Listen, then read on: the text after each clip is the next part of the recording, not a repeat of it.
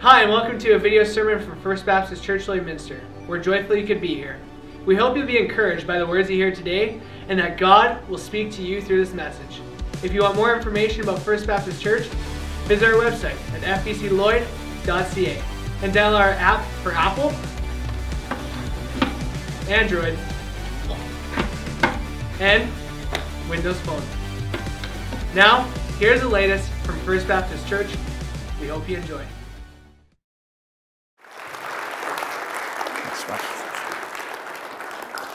Thanks so much, David. Appreciate your kind words, and it's great to be here with you this morning at First Baptist. And thank you, worship team, for leading us in worship. And Bob Kruger and I, my friend and colleague here this morning, we've already had a number of very pleasant conversations with several of you, and we'd love to chat with you afterwards as well. I see myself really as a servant ambassador for Christ, as Jesus rescued me. And I see myself as a servant and ambassador of the church. I love the church, and served it as a pastor for 30 years, and deep affections for the church personally and certainly as a school. And I see myself as a servant and ambassador for the significance of Christian higher education. These are terribly complex days, and we need more men and women who are equipped with the skills and the abilities to navigate these complexities from a biblical worldview. And I am a servant and ambassador for Briarcrest, because I believe we do that in a very unique context in Caronport, Saskatchewan, where the whole context there is just value added in that we live in community, and there's surroundings of athletics and spiritual life and theater arts and certainly academic studies. And for those of you who perhaps don't know much about Briarcrest, we'd love to chat with you afterwards. Our vision as a school is to equip the church and engage the world. And so we want to certainly resource the church because we're accountable to the church, and we love the church. And we want to come alongside the church, and we want to prepare men and women for leadership in the church, whether it's in vocational capacities or lay capacities. But then we also want to engage their world. And so we want to help students grapple with their sense of call. And so whether they end up in a vocational ministry context, or whether they end up in a marketplace context, whether it's in business, whether it's in research, whether it's in medicine, whether it's in law, whether it's in media, whether it's in some development work, we want them to enter that context with a sense of call, with a sense of purpose, with a sense of mission, that they're there by God's design. And they're ambassadors and representatives of the transformative power of the gospel. And so that's just a little bit about what Briarcrest is about, and we would certainly welcome conversation with you about our school. And next week actually is our youth quake, our youth retreat on steroids, and we certainly still have room if you'd like to come and explore Briarcrest. Well, let me tell you a story about one of your Edmonton executives.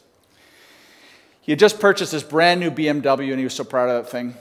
And he certainly wanted to press it a bit, test its limits. And so he took it out for a spin and a significant drive, and he took it into the mountains because he wanted to see how it would round corners. And it was starting to snow, and he was pressing those corners pretty hard.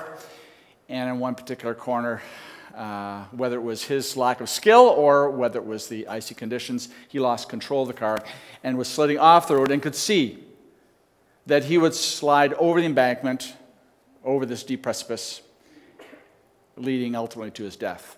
And so in those flash moments, he determined that his best course of action was to unbuckle the seatbelt, open the car door, and leap out of the car and let the car crash. And in so doing, when he leapt from the car, his arm got caught in the door and pulled his arm off, and the car slid over down the embankment, exploded into a gulf of flames. Now, behind him was a trucker, and he was following along, and he saw this whole thing take place. So he pulls his rig over, runs over to this Edmonton executive, and here this Edmonton executive is crying, weeping, not in pain, but over his car. "My BMW, my brand new BMW." Well, the trucker looks at him and says, "Sir, hold on. You have a much bigger problem. You can buy a new car, but you've lost your arm. So we need to get down there and see if we can find your arm so that surgeons can sew that thing back on." And the executive looks where his arm should be, and he cries all the more loudly, "My Rolex, my brand new Rolex watch." Now, I think that's a true story. I'm not entirely sure. But it does illustrate something very fundamental in our lives. And that is that our values shape us deeply. Our values shape our thinking. They determine our decisions, which in turn impact our behavior, and which ultimately have an impact on our emotions. Values shape us. Ravi Zacharias, in one of his books, tells a story of a friend of his, a pastor. And this pastor was relaying this story to Ravi about a couple that were in his church, and he had the wonderful privilege of doing the premarital counseling and officiating for their wedding. And he said, this is the kind of couple, beautiful couple, brilliant, wonderful testimony for Christ. This is the, most likely to succeed. This was just a great couple that were going to do great things for the kingdom of God. And so this pastor shares with Ravi, he says, one night I got a call in the middle of the night from the young husband. And he said, Pastor, you got to come over here. I think I've killed her. He couldn't believe the words he was hearing. So he gets in his car and he drives to this couple's home, and he finds out what's taken place. See, apparently this young couple were studying in medical school together, both highly bright, successful. And their medical school had developed a reputation for being very pro-life, had developed a very wonderful reputation for being Christ followers. They were involved in campus ministry. But she had become pregnant. And although they were espousing a value system of being pro-life, this was a great interruption to their plans because they knew they both could not continue on their trajectory. This pregnancy was now a dramatic interruption in their plans. And they determined the only course of action that they could take to maintain their engagement in their medical studies was to have an abortion. But because of their strong testimony and because of their reputation for being pro-life, they determined they would have to do it in secret. And so they felt that as medical students, they had enough knowledge that they could perform this procedure privately at home. And so they made meticulous plans for the procedure. And on the evening in which the husband was going to perform the procedure, he unwittingly gave his wife too much anesthetic, and he lost her. We all have values that determine our behavior. And some of us know exactly what those values are. Some of us, we've never really thought about it. It just kicks in. It just moves in, and it happens. And I want to invite us today to reflect upon our value systems. What are the things that shape our own worldview? Because we live in a relativistic context, a pluralistic context. And we as a people of faith are increasingly being impacted by our cultural context. And more young Christians are sexually active. And more Christians are changing their views on sexual ethics as it relates to things like homosexuality. And more Christians are finding it easier to compromise their business ethics. And more Christians are finding it easier to sanction a worldview where we place ourselves in the middle of our own universe and we do that which pleases us, sometimes even at the expense of others. And in this past week, we saw a very disturbing decision take place by the Supreme Court in allowing assisted suicide. We now have legalized euthanasia in Canada. And genetic manipulation. And the criteria for medical research is if it can be done, it will be done. And so our world is changing, and increasingly as followers of Christ, we are impacted by that context, and we are diluting our own worldview ourselves. And so this morning, I want us to ask what Jesus asked us. And I want to take us to a very short little passage, but a powerful passage, where Jesus is pressing us to reflect upon the foundation of our own lives, the foundation of our own worldview. So let me take you to the Gospel of Luke, Luke chapter 6. Luke chapter 6, verses 46 to 49. Listen as I read these words. Follow along in your biblical text. Why do you call me Lord, Lord, and do not do what I tell you? Jesus says. Everyone who comes to me hears my words and does them. I will show you what he is like. He's like a man building a house who dug deep and laid a foundation on a rock. And when a flood arose, the stream broke against that house, and it could not shake it because it had been well built. But, by way of contrast, the one who hears and does not do them is like the man who built a house on the ground without a foundation. And when the stream broke against it, immediately it fell, and the ruin of that house was great. And Jesus here asks, why do you call me Lord, Lord? Why do you call me Master? Why do you tribute me with authority over your life and do not do what I tell you?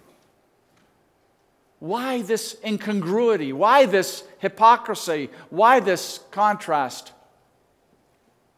And Jesus tells a story about two individuals. Now, with these two individuals, we see some common elements and we see some very significant contrasting elements. Let's talk about those. Some common elements. Well, we see both of these individuals wanted to build a house. And of course, in the biblical text here, he's building a house, but certainly it was symbolic of something bigger. Building a life. You build a house, you're building a life. Maybe building a career, maybe building a family. Every human being wants to do something with their life. To leave some sort of legacy behind, some sort of marker that says, I was here. Even it's as simple as markings in an oak tree. Something that will remain after we're gone. So here, these two individuals, each of them, common element, they both want to build something that would endure. So they build a house for themselves. We also see that both of these individuals heard Jesus' words. Jesus says, if you hear my words, he's talking about two individuals. They both hear his words. So they both went to the same synagogue. They both went to the same school. They both went to the same church. And we also see another common element is both of these individuals face the turbulences of life. Pounding wind and rain. Flood. The crises of life. You see, financial collapse visited their community. They both had cancer visit their home. They both knew the pain of disappointment, because disappointment, calamity, turbulence, challenges, difficulties, it comes to all of us sooner or later. And it comes to both these. So Jesus is talking about two individuals, both of whom experience a lot of common elements. But then he helps us see the contrasting elements here between these two individuals. One we see emerges as a wise person, and the other emerges as a fool. One person hears Jesus' words and lives by them. And the other hears Jesus' words, and the text says he didn't do anything with it. I mean, he was listening, but he wasn't processing. One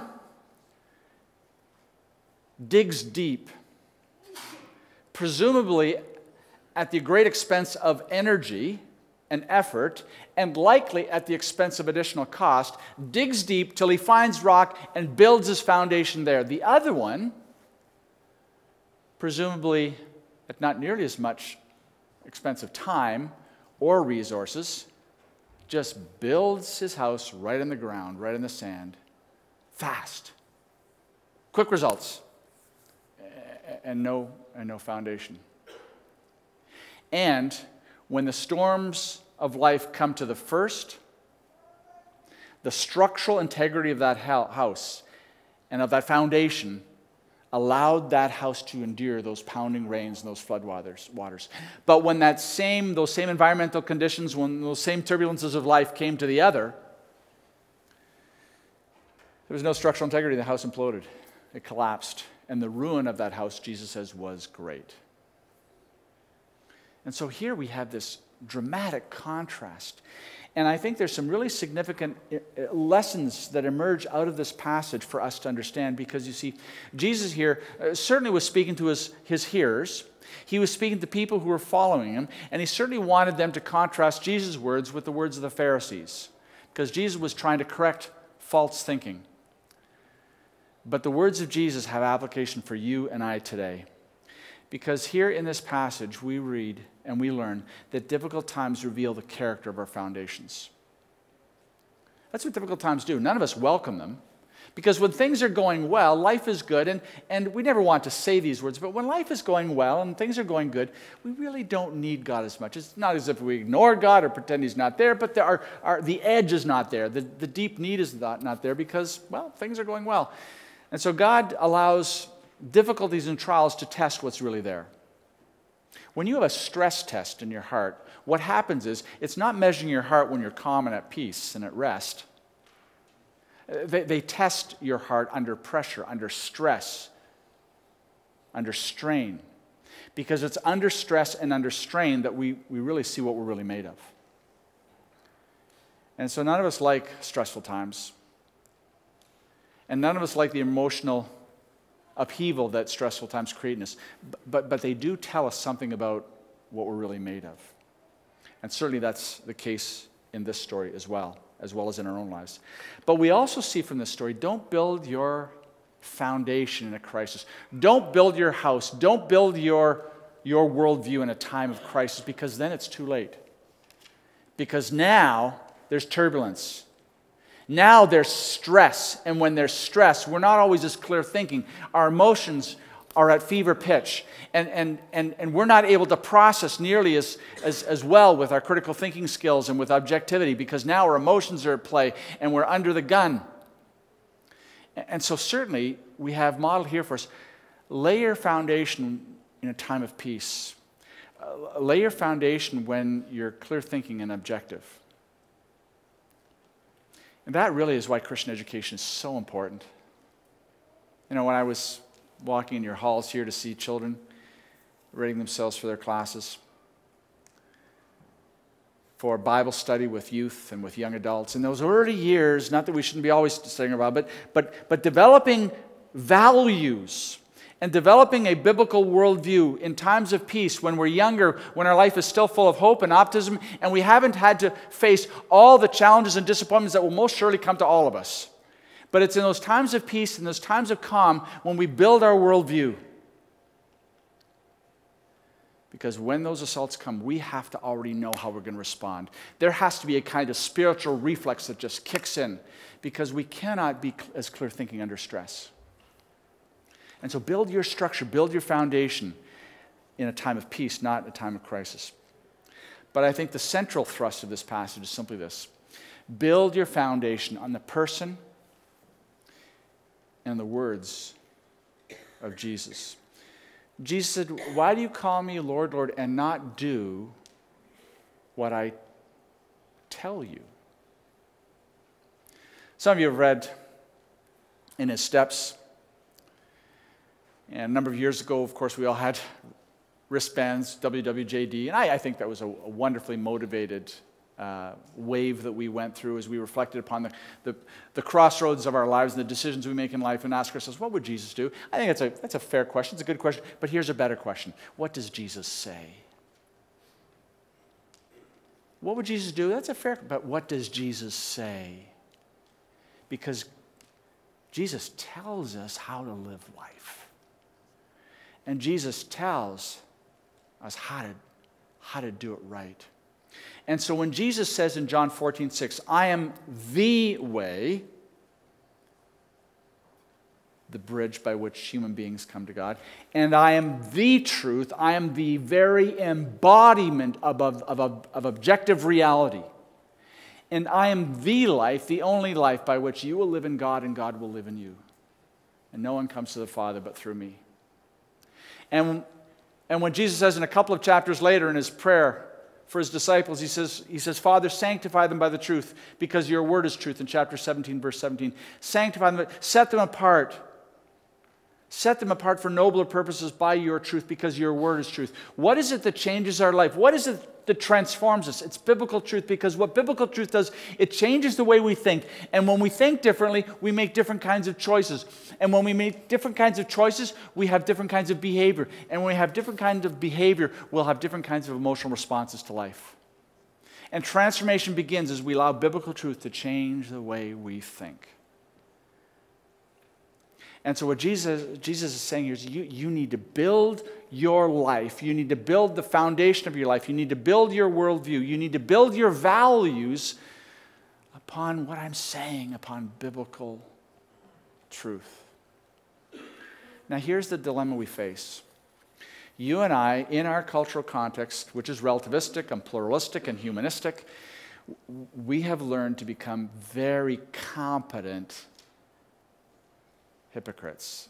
We can rationalize away biblical values, biblical ethics with great mastery because we are just plain smart.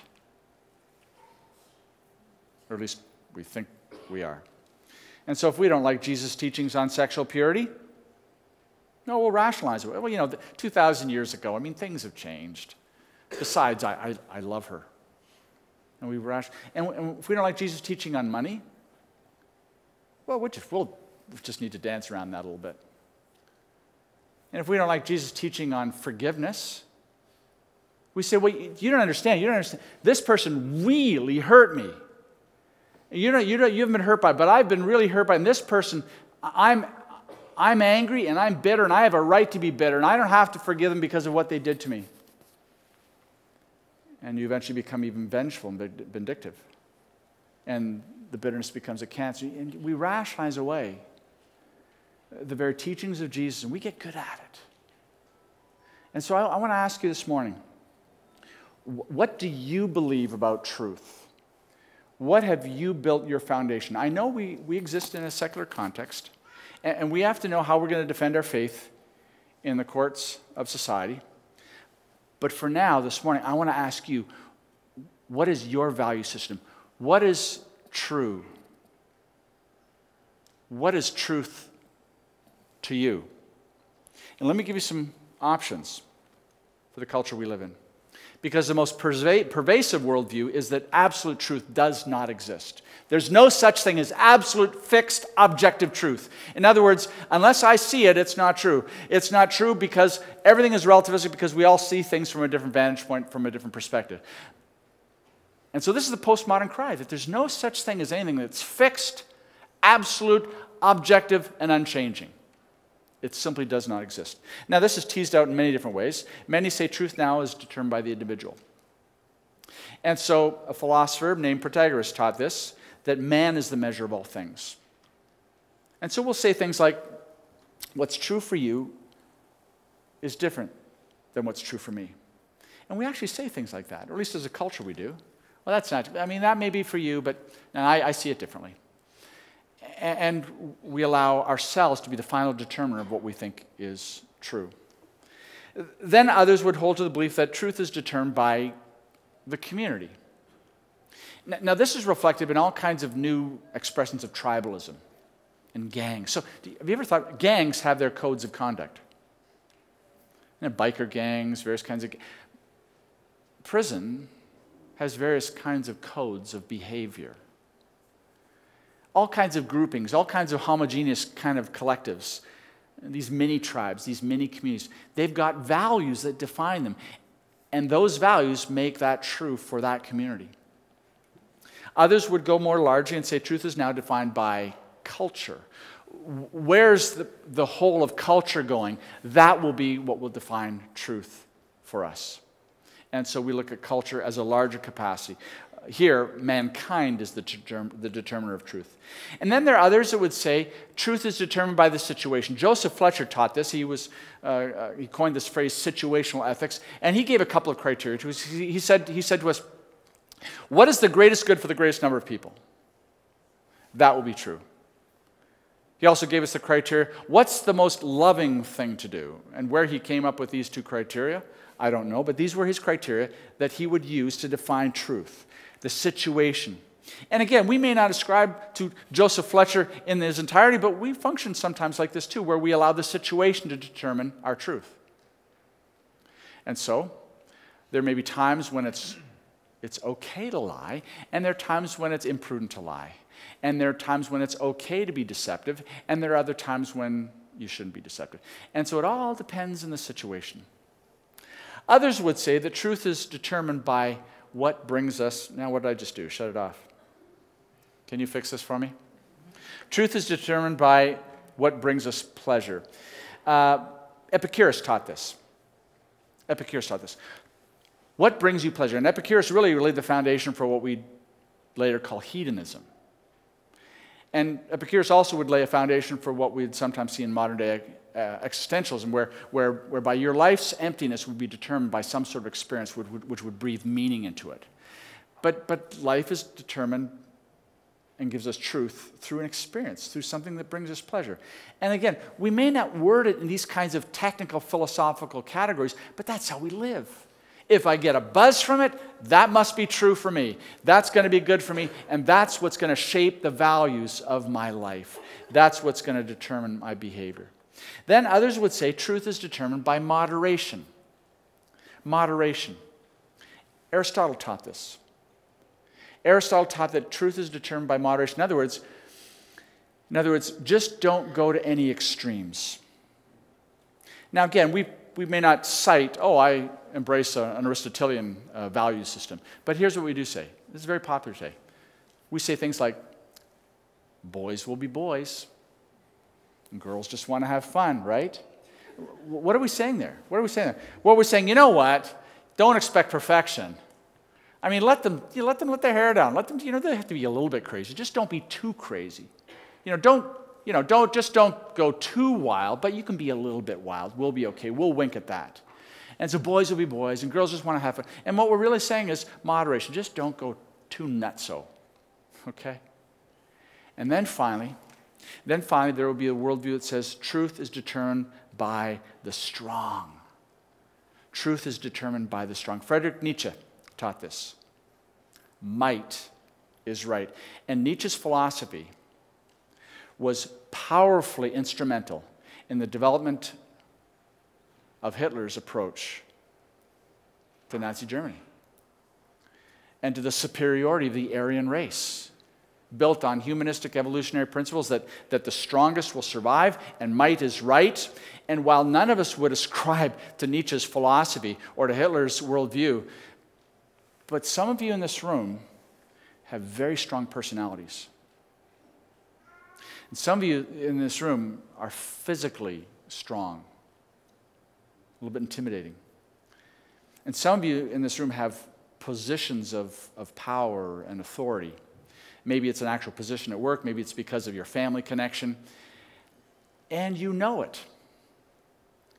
And you use it to get your way. And again, you'd never say, I ascribe to Nietzsche, but you function with that kind of approach because you know you can get what you want. And that becomes true to you. So let's test some of these. We've got some problems with these because what happens when these various views collide? When one worldview collides with another, when one perspective on truth collides with a different perspective on truth. This is exactly what's happening in the Middle East right now, where we have different value systems colliding. And while we shake our heads at these extreme terrorists, they're functioning from a particular set of values that they think they're consistent with. And what do you do when these different value systems collide and clash? If we do not believe in absolute truth, we have no right to determine which one is the better one. We'll ultimately settle on might is right because the most powerful one will prevail. But it's not based on anything really true because we have no right to say something is more true than another. Here's another question for us. When we look at these, how do we determine when something is progress and something is regressive? How do we determine when we're making advances? This is a good thing, it's a good change. And how do we determine when something is an erosion, is a bad thing? So let me illustrate. We might look at the past several hundreds of years and be so grateful that the child labor laws and the abuse of women and racism and slavery, all the development that culture has seen, and all the very positive changes that we've been a part of engaging. And we might herald these and see the good progress culture has made, hooray! And we're so proud of those kinds of expressions of progress. But when do we determine when it might be regressive? So this recent ruling on euthanasia. There will be many in talk shows in the coming weeks who will say, yes, finally, society's catching, we're progressing, we're moving forward. And there's a whole bunch of us that are very concerned that we have just entered into a desperately dangerous zone as it relates to the sanctity of human life. But on what basis will you determine something as progressive or regressive? Here's another question. We might say, we've made all this progress in terms of our views of sexual ethics. What happens is if as a culture, we start to endorse pedophilia? And look, I'm not trying to be extremist here this morning. I'm not trying to be melodramatic. I mean, the media's producing films that address this already. And you need to know culture's been here before. Ancient Rome had 11 and 12-year-old male prostitutes. So culture's been here before. What happens if we suddenly determine, well, you know what, pedophilia isn't so bad after all? How do we determine when it's progressive and when it's regressive? You see, at the end of the day, if you do not believe in absolute truth, you have chaos. And no one has a philosophical or moral right over anybody else. And so maybe, just maybe, there's a whole different way to look at truth. Maybe Jesus was on to something when he says, why do you listen to me and call me Lord, Lord, and not do what I say? See, the premise or the foundation that Jesus was functioning on, the biblical view of truth is this. That truth is an expression of the very nature of God. In other words, when we talk about truth, we're talking about the very core of what and who God is. When Jesus says, I am the truth, he's saying, I am the embodiment of truth. I exist as ultimate reality, objective, unchanging reality, fixed truth, objective truth, not relative to your vantage point. And I embody it from all eternity. And the perspective the Bible has is that truth has been revealed to humanity, and thus it can be known. And so we might hear agnostics say, well, you can never really know. But if we believe in a personal God, personal beings want to know and be known. They want to have relationship. This was the whole thesis of Francis Schaeffer in his book, He Is There and He's Not Son. A personal God would want to know and be known. And so God has revealed himself to us. And we can know about God. We can know about God through intuition. The scriptures tell us that we know in our hearts things about God. The scriptures tell us that we learn about God through what we see in Revelation, through what we see in the beauty of and wonder of creation. We know about God through Jesus.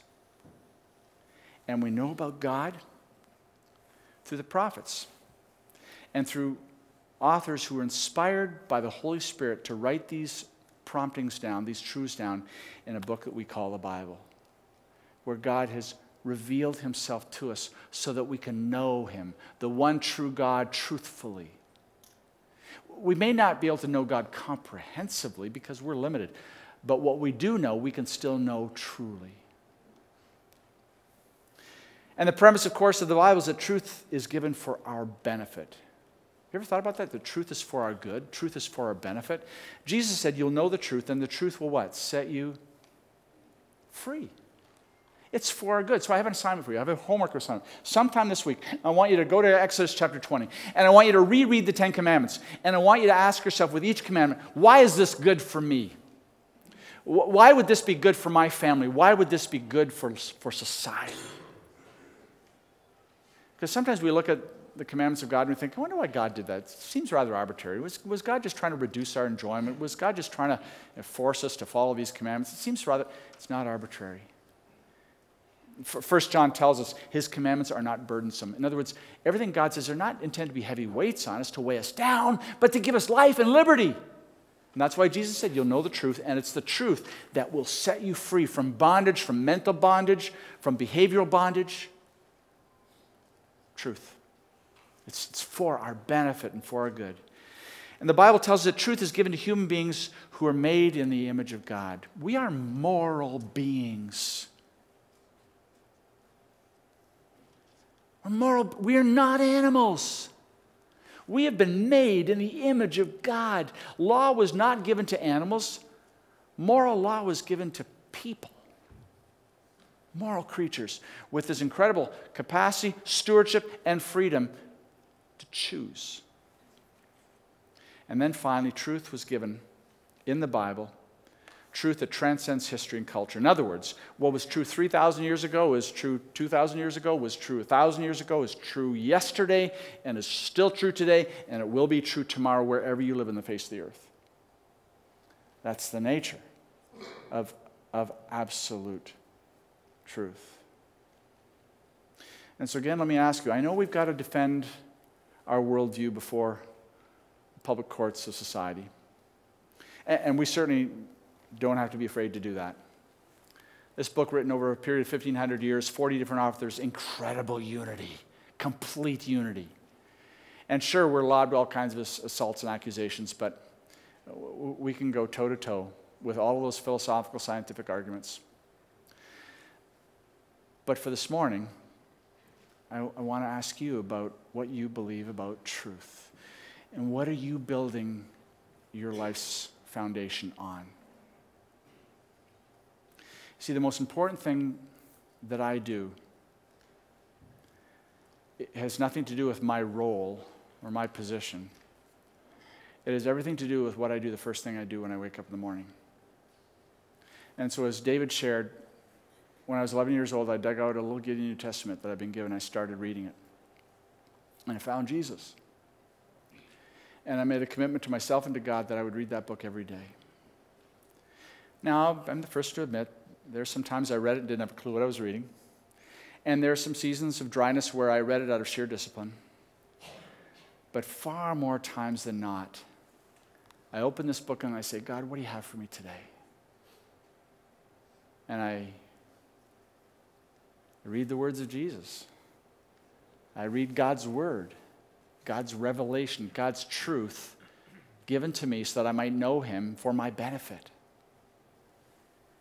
And so every day, I commit myself to opening this Bible, opening this book, and asking God, what do you have for me today? And this morning, I read in Hebrews 13.